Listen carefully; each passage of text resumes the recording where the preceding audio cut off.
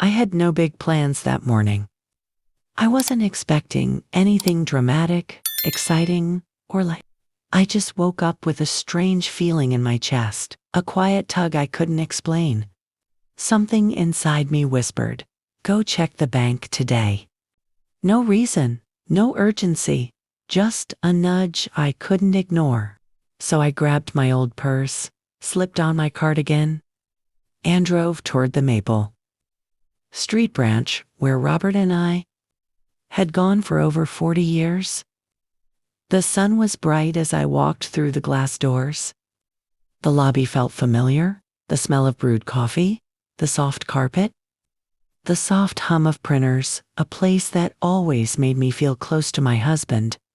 For a moment, everything felt peaceful. Then I saw her. Brianna stood near the manager's desk. Perfectly put together in a cream-colored suit, her blonde hair pinned back, shoulders squared like someone giving a business pitch. And right beside her was Mr. Jenkins, the same manager who sent me flowers after Robert's funeral, listening carefully as she spoke. I didn't walk to them. Something in my gut made me stop behind one of the pillars. I wasn't hiding, but I wasn't ready to make myself known either. Then I heard it, her voice, calm, steady, and completely rehearsed. "She is no longer mentally capable," Brianna said, sliding a stack of papers toward the manager. "Her doctor recommends immediate guardianship so we can protect her assets." I felt my heart punch my ribs. She was me. My name, my actual name, was typed across the top of the medical forms. I saw the red stamp, the signatures, the notes. I had never seen that doctor before. I had never even heard the name. Dr. Whitmore. My fingers trembled as I peeked through the divider. She wasn't just talking about me. She was rewriting me. My own daughter-in-law, the woman who once called me Mom with soft sweetness, stood there calmly trying to make the bank believe I wasn't able to make decisions anymore. I stepped out from behind the pillar. The click of my heels echoed through the lobby. Brianna turned, color draining from her face as she forced a smile. "Mom, you're here." I didn't expect. "No," I said quietly. "You didn't?" My voice didn't shake. My hands didn't either. I asked Mr. Jenkins for the file. He looked unsure, but he handed it to me. One glance at the signature and my stomach twisted. It wasn't mine. Someone had tried to imitate my handwriting, but they didn't even get close. I lifted my eyes and met hers. "You forged my signature?" Her smile cracked. And right then, I knew this wasn't a misunderstanding. This was an ambush. This was the beginning. But what Brianna didn't know, not yet, was that I was about to uncover every quiet lie she'd been planting for months. And every move she made was about to turn her own trap against her. Driving home that day, Brianna's cold words replayed in my head like a broken tape. "She's no longer mentally competent." That sentence didn't just hurt, it opened every memory I'd been ignoring for months. I remembered the first day Daniel brought her home. She was young, bright, soft-spoken, polite. Back then, nothing about her seemed dangerous. She reminded me a little of myself at her age, hopeful, eager to make a place in the family. I was happy to welcome her. I wanted my son to have a partner who loved him. Years passed quietly. Robert and I worked hard, saved every dollar, and created a life that felt stable. When he died, the house echoed in ways I still can't describe. Daniel and Brianna started visiting more.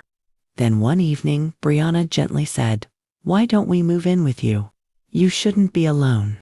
I thought it was kindness. Looking back, it was step one. At first, she was perfect, cooking breakfast, organizing groceries, asking if I needed rides to the doctor. She called me Mom with a sweetness that felt real. I let myself believe she cared. Then small things began to shift. One day she said, "Let me pay the electric bill." "Mom, online bills can get confusing." It sounded helpful. I agreed. A few weeks later she asked for my paperwork, so she could make everything easier. Daniel reassured me she was just trying to help. So I handed her the file cabinet key. Then, slowly, my bank passwords. And with every little piece of information I gave her, I unknowingly handed over control of my independence. At first, she showed me every receipt. Then she stopped. My mail used to arrive daily, but it soon began disappearing. When I asked, she smiled and said, "Most things go paperless now." She kept my new bank card just so it doesn't get lost. It all sounded logical, reasonable, gentle.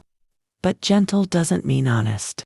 Then the biggest red flag appeared, a routine transfer I had never made. When the teller showed me the $2,800 withdrawal with my signature, my stomach knotted. The handwriting looked like mine, but not quite. Brianna brushed it off as a bank mix-up and snatched the paper from my hands before I could study it. That night, something inside me woke up. I realized my home wasn't mine anymore. My finances weren't mine. Even my doctor's appointments had been moved without my permission. Every single change had been disguised as kindness. And Daniel, he didn't want conflict. So he let Brianna's version of reality become the truth in our house. But the real truth was simple. I wasn't losing my memory. I was losing my autonomy. And I wasn't losing it by accident. Someone was taking it. But everything became clearer the moment I turned on the hidden home cameras. And what those recordings captured would finally expose the plan. Brianna never expected me to uncover. The day after the bank confrontation, the house felt different. Not quieter, heavier. Like every wall was holding its breath. I sat in the kitchen pretending to read the newspaper when I heard Brianna's car screech into the driveway. Her heels hit the floor like she was trying to break it. She stormed in, face tight with anger. "What did you do to the secondary account?" she snapped. "The bank froze my access. They said you ordered it." I folded my paper calmly. "Maybe it's a routine audit." She laughed sharply. "Don't play games, Mom. You're cutting me out." I didn't bother responding. She shouted for Daniel, and within seconds he came down the stairs, looking exhausted. Dark circles rested under his eyes, like he hadn't slept at all. "What's going on?" he asked. "Your mom," Brianna cried dramatically, "blocked me from every account. Even our savings. I can't pay the insurance, the bills, nothing." Daniel looked at me not angry, but confused. "Mom, why didn't you tell us first?"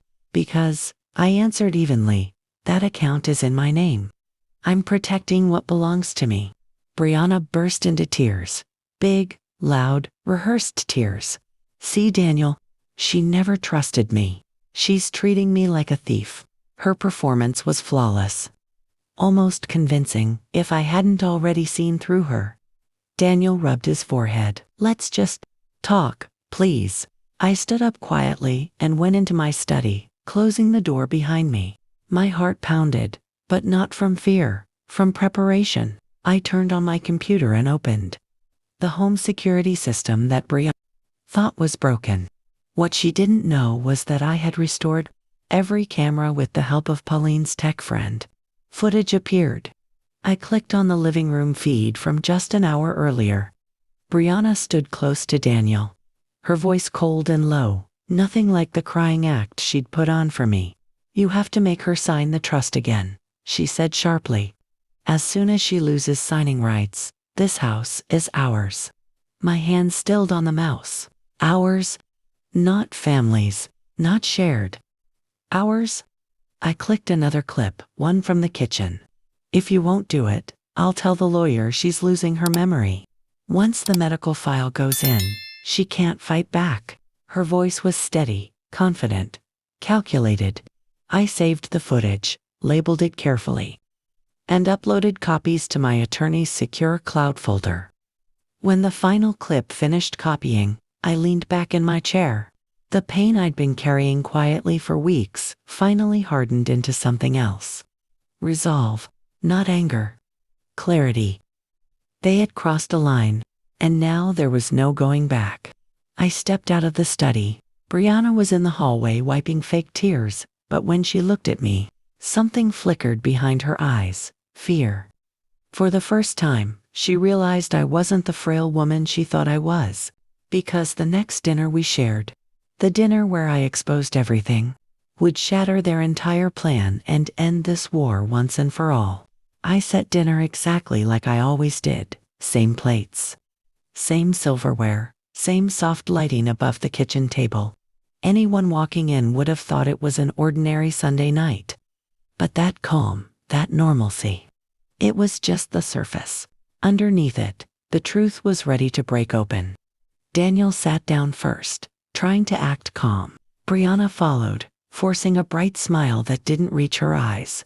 I moved slowly, placing the dishes on the table with steady hands. No one spoke.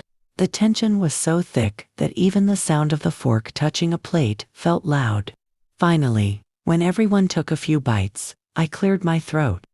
"I'm glad we're all together," I said softly. "There's something I want you both to hear." Brianna froze mid-bite. Daniel set down his knife. The room stilled. I reached into my handbag and placed my phone in the center of the table. With one tap, the first recording filled the room. Brianna's voice, cold and sharp. "You have to make her sign the trust again. Once she loses signing authority, this house will be ours." Daniel's eyes widened. His hand dropped to the table. Brianna's face went pale. She tried to laugh. "Mom, come on. That's obviously edited." I stopped her by pressing play again. This time, her whisper came through the speaker. "If you won't do it, I'll tell the lawyer she needs guardianship. Once the medical file goes in, she can't fight." The sound of her own words crushed whatever performance she had left. She wasn't crying anymore. She wasn't angry. She was terrified. Daniel covered his face with both hands. "Brianna, what did you do?" This isn't," she stuttered, but the truth was already out. I slid a thick folder across the table. The bank's logo sat on the cover. Inside were the verified documents, forged medical forms, fake signatures, evidence from the real doctor stating he never diagnosed me with anything. Every page was stamped, marked, and authenticated. Daniel stared at the papers like they were something poisonous. "Oh God," he whispered. I didn't know. I nodded gently. "You didn't look," and that's how people get hurt. Brianna broke down completely, sobbing into her hands. But I knew those tears weren't regret, they were fear. Fear of losing control. Fear of consequences. I stood, my voice quiet but unshakable. "I'm filing charges tomorrow. I can't live with you two anymore. Not after this." Neither of them tried to stop me. Daniel whispered a broken "Mom, I'm sorry," but I walked upstairs without looking back. Some endings need distance. Days later, in court, justice finally came. The recordings, the bank documents, the doctor's statement, it all spoke louder than I ever needed to. Brianna faced the consequences of her own choices, and I walked out with my freedom, my dignity, and my life back. Now, a year later, I live in a small lakeside home. Quiet mornings, fresh air, time to breathe, and I use my strengths, yes. The strength they underestimated, to help other older women who've been taken advantage of by their own families. I rebuilt everything they tried to steal. But more importantly, I rebuilt myself. If this story touched your heart, tell me in the comments what city are you watching from. Don't forget to like, subscribe, and share this story so more people remember. No matter how old you are, it's never too late to stand up for yourself.